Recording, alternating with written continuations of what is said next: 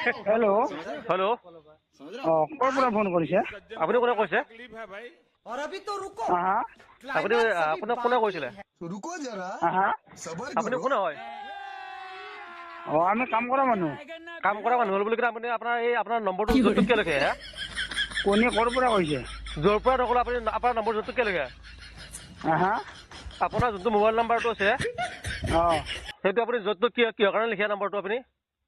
আমাৰ মানুহে লিখিছে। কোন মানুহ এইটো হয়? আপোনাৰ কিবা মাথাত দুখ আছে নেকি আপোনাৰ? অঁ হা?